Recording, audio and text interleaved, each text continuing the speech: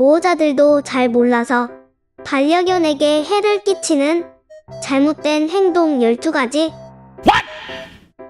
오늘 영상에서는 스페인 반려견 신문에 실려 화제가 되었던 반려견 보호자들이 반려견을 돌볼 때 보호자들도 모르게 저지르는 12가지 흔한 실수에 대해 알아보아요. 첫 번째, 반려견이 뭔가 잘못했을 때 소리 지르기. Nope. 반려견에게 소리를 지르는 것은 반려견을 훈련시킬 때 결코 해서는 안 되는 잘못된 행동입니다. 반려견에게 소리를 지르는 것은 아무런 효과가 없고 반려견은 사람의 말을 이해하지 못하기 때문에 큰 소리에 놀란 반려견은 스트레스만 받게 되고 결국엔 주눅들게 만들어요. 특히 지난 일들에 대해 반려견에게 화를 내는 경우에는 반려견을 미쳐버리게 만드는 행동이에요. 사랑하는 반려견이 겁을 먹을 뿐만 아니라 혼란스럽게 만들고 결국엔 신뢰가 깨져버리는 상황도 오게 됩니다. 두 번째, 잘못된 목줄 착용. 우선 칼라 형식의 목줄을 사용할지 아니면 하네스를 사용할지를 결정해야 해요. 그리고 넓이와 무엇보다도 반려견에게 친화적인 소재로 결정해야 해요. 물론 보호자들의 개인적인 취향이 있긴 하지만 우리 집 반려견이 모험심이 많거나 주변을 탐색하기 좋아한다면 하네스가 목줄보다 더 나은 선택입니다. 목줄은 너무 많이 당기면 반려견 목에 심각한 부상을 줄 수 있기 때문입니다. 그리고 반려견 크기에 맞게 선택을 해야 합니다. 목줄이 너무 크면 반려견이 도망갈 수 있고 너무 작으면 목이 짓눌려 심각한 부상을 입을 수 있어요. 스페인 반려견 행동 전문들은 소형, 중형 반려견의 경우 목줄이나 하네스를 반려견이 착용했을 때 손가락이 들어갈 수 있어야 하고 대형 반려견의 경우에는 손가락 2개가 들어가야 한다고 합니다. 세 번째, 반려견 전용 놀이터에 데려가기. 반려견은 매우 사교적인 동물이지만 반려견을 반려견 전용 놀이터에 데려가기 전에 다시 한번 생각해 볼 것을 권고하고 있어요. 우선 우리 집 반려견이 예기치 못한 매개체에 의해 질병이 옮을 수 있다고 합니다. 그리고 덩치가 있는 반려견들과 뛰어놀다가 겁을 먹을 수도 있고 심지어 개물림 사고도 발생할 수 있다고 해요. 반려견 전용 놀이터에 갈 때는 소형견과 대형견 놀이 공간이 구분되어 있는지 그리고 안전 요원이 상주하고 있는지 경을 옮길 수 있는 매개체로부터 안전한지 이 3가지는 먼저 확인하는 것이 좋다고 해요.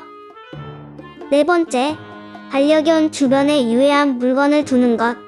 Nope.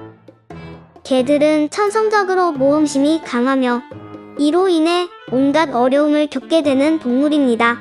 우리 집을 반려견 친화적인 공간으로 만들기 위해 약품, 사탕, 배터리, 양말 등 반려견이 삼키거나 씹을 수 있는 모든 것을 치워야 합니다. 짱아처럼 대부분의 반려견들은 가족의 양말을 너무 좋아해요. 반려견이 당기고 씹는데 가장 좋아하는 장난감인 것 같지만 반려견이 양말을 삼키면 목에 걸릴 수 있다는 것을 명심해야 합니다. 다섯 번째, 1살 미만 강아지 치아를 방치하는 것. 개에게도 이빨이 있다는 것은 모두가 알고 있는 사실입니다. 반려견이 오래 살기 위해서는 우리의 치아처럼 칫솔질해야 해요. 강아지가 어릴 때부터 익숙해질 수 있도록 어린 강아지를 키우자마자 바로 시작해야 합니다. 객검을 정기적으로 씹으면 칫솔질을 대체할 수 있다고 광고를 하고 있지만 이것은 사실이 아니라고 해요. 가장 큰 이유는 객검은 칫솔과는 달리 어금니를 닦을 수 없다고 합니다. 사람의 치약과 칫솔을 사용하면 안 되고 반려견 전용 칫솔과 치약을 사용해야 해요. 우리 집 반려견에 맞는 칫솔과 치약은 그동안 반려견을 진찰해주신 수의사 선생님이 가장 잘 알아요. 6번째, 신체적 처벌. Nope. 올바른 반려견 교육을 위해서 처벌을 반드시 필요한 것입니다. 하지만 신체적 처벌은 결코 선택사항이 되어서는 안 됩니다. 신체적 처벌은 동물 학대이고, 신체적 처벌은 단순히 작동하지 않으며 무엇보다도 반려견이 두려워하는 것입니다. 반려견에게는 칙보다는 당근이 더 좋아요. 그래서 반려견에게 보상 기반 훈련은 가장 효과가 뛰어나다고 이미 밝혀졌어요. 우리 집 반려견이 매일 나쁜 짓을 한다면 혼내는 것이 능사가 아닙니다. 반려견 행동 전문가님들의 도움을 받아보세요. 7번째, 품종에 따른 건강 문제를 무시하는 것. 일부 품종은 털, 피부 또는 정기적인 손질과 관련하여 특별한 관리가 필요해요. 그렇지 않으면 다양한 건강 문제가 발생할 수 있습니다. 일부 질병에 걸리기 쉬운 품종이 있고, 우리 집 반려견이 그런 품종에 속한다면 증상을 알고 항상 주의 깊게 살펴보아야 합니다. 예를 들어 비숑프리제는 다른 품종들보다 더 아토피가 심해요. 그래서 먹는 것과 외부 활동을 특히 조심해야 해요.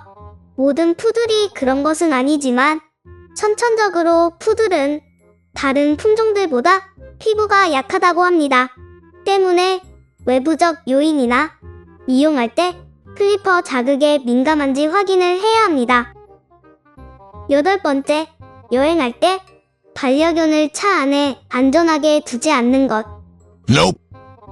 어린 아이들과 여행할 때 부모들은 아이의 안전을 위해 안전벨트를 사용하는데, 여기에는 매우 강력한 이유가 있습니다. 바로 예기치 못한 상황으로부터 아이들을 안전하게 보호하기 위함입니다. 반려견도 어린 아이들과 다르지 않아요.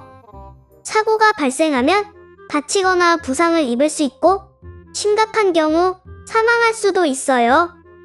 반려견과 안전하게 여행을 하기 위해서 반드시 안전장치를 해야 합니다.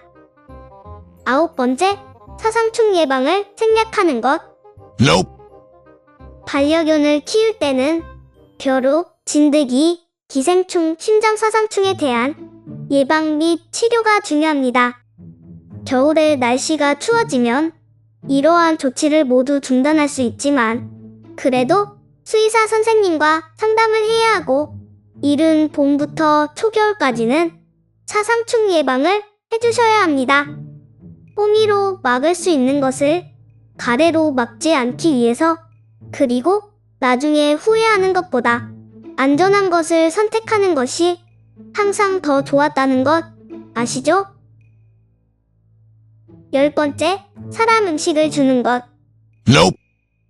사람 음식은 너무 짜고 너무 맵고, 그리고 지방이 너무 많이 포함되어 있어서 반려견에게는 독약과도 같습니다.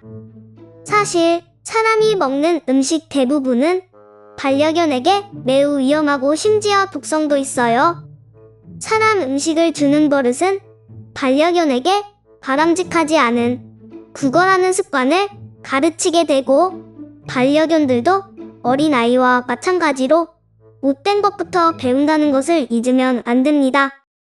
반려견은 허용되지 않는 일은 금방 배워서 가족이 식사하는 동안 반려견에게 식탁에 있는 음식을 주면 안 되고, 무엇보다 남은 음식을 먹게 하면 절대 안 됩니다. 11번째, 반려견은 차 안에 혼자 두는 것. Nope. 이 점은 아무리 강조해도 지나치지 않아요. 절대로 반려견을 차 안에 혼자 두지 마세요.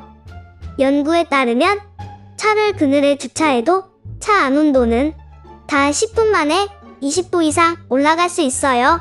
반려견은 사람처럼 땀을 흘리지 않고, 과열은 예상보다 훨씬 빨리 일어날 수 있어요.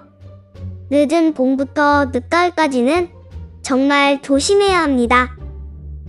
12번째, 훈련을 하지 않는 것.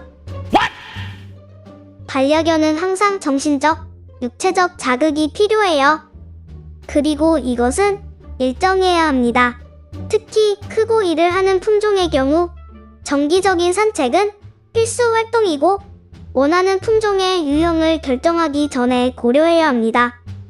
반려견은 운동이 필요할 뿐만 아니라 다양한 소리와 냄새에 맡아야 뇌 활동이 더욱 활발해진다는 것 아시죠? 반려견이 적절한 자극을 받지 못하면 땅을 파거나 물건을 씹고 집안 물건을 파괴하는 등 다른 유형의 부정적인 행동을 하기 시작합니다. 그래서 산책은 매일 해야 합니다. 산책도 반려견에게 훈련이라는 것 잊으면 안 됩니다. 오늘도 우리 반려견 친구들에게 소중하고 행복한 추억 많이 만들어주세요. 그리고 알죠? 좋아요, 구독, 알람 설정까지